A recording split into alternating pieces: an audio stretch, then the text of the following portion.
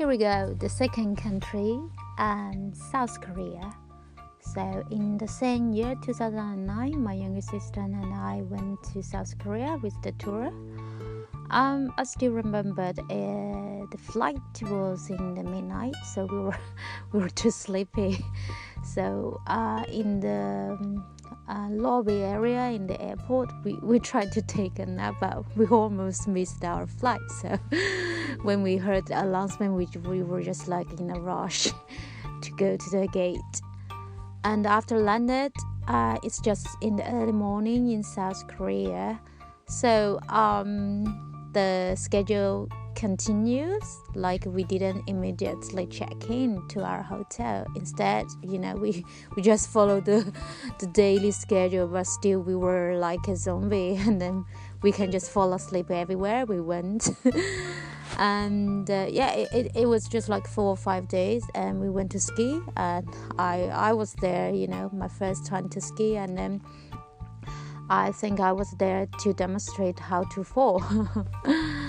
And then of course, the last night before we left South Korea, my younger sister drank so much sake, and then she was too drunk. When she returned back to the hotel, she needed a wheelchair. And after that, we came back to our room, and then I thought she's going to sleep. Okay, she was on the bed, and then after that she started to vomit, and then I have to clean her up, and then because she just totally can't remember anything. And at that moment, I just feel like, I really don't want to travel with her anymore.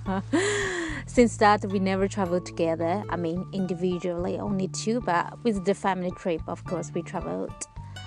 So there were not much to say about South Korea. So let's move back to 2016 to North Korea.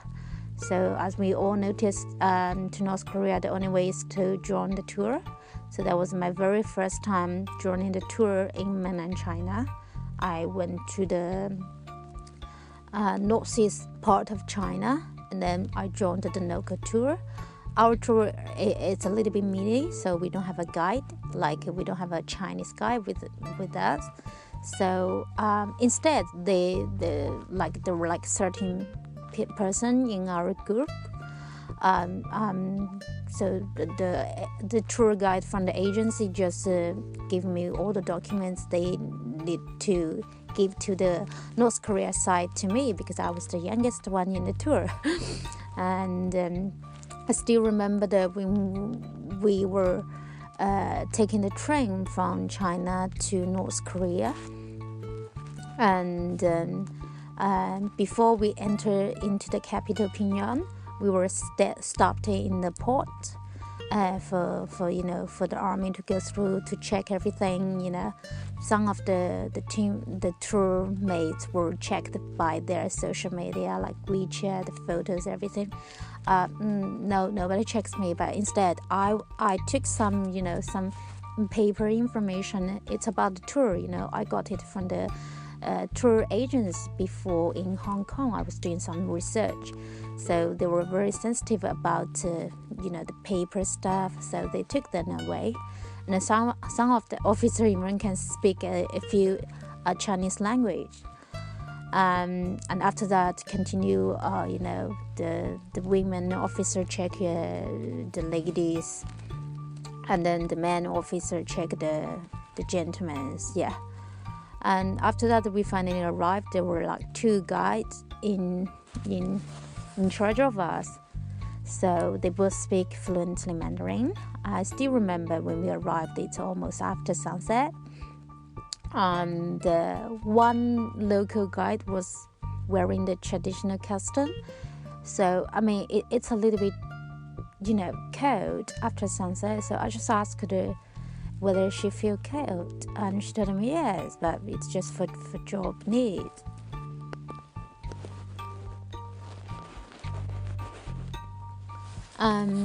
So, and then when I was checking the tour, I decided to not stay in the best hotel. I chose maybe 4-star, And then that was funny, there were 13 person in our group. I was the only one who chose the 4-star because the rest all went to the the Grand Hotel. Okay, so everyone left, and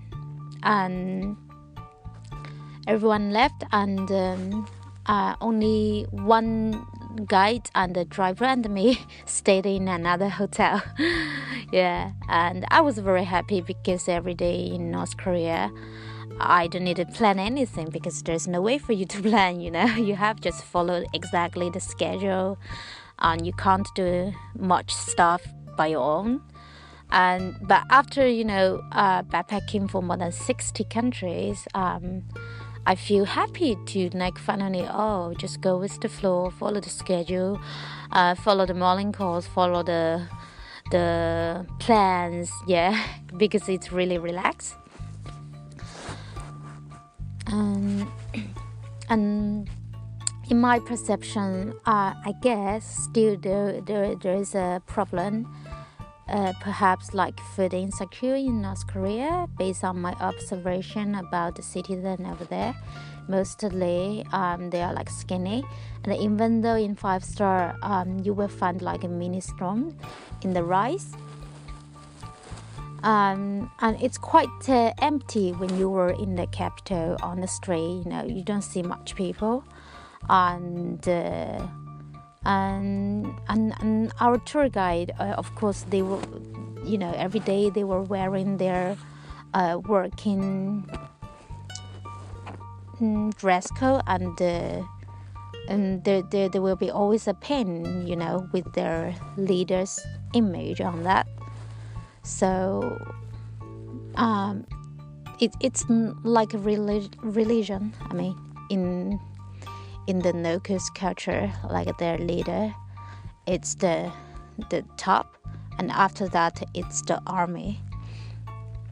But I do enjoy the food in North Korea, despite sometimes I will bite the minestrones, and also I was very lucky because some of the travel mates in our group, they will sponsor me to join some activity which you're supposed to pay for, like the acrobatics performance in Pyongyang. And also I talked to one of our guy, her name is Yonima, and because her job were arranged by the government, actually she didn't enjoy social working as a tour guide at all, but she has no option. Actually she told me her passion was to do some designing about clothes, but because she was joking on me that I am more fit into a tour guide's job other than her. And then another guy was a lady called Miss Lee. She was like more senior, and the first time when I met her, I feel like I don't know her very well, but it ended up I really like her. She's very nice person, and then she pretend, I mean she will just like have a real conversation with me, what I can do or what I can't do, because sometimes when I were on the street, I said I really want to talk to the local people, and then she will just encourage me, okay, go and talk, because I don't know if that's forbidden or that's allowed, so I better ask. And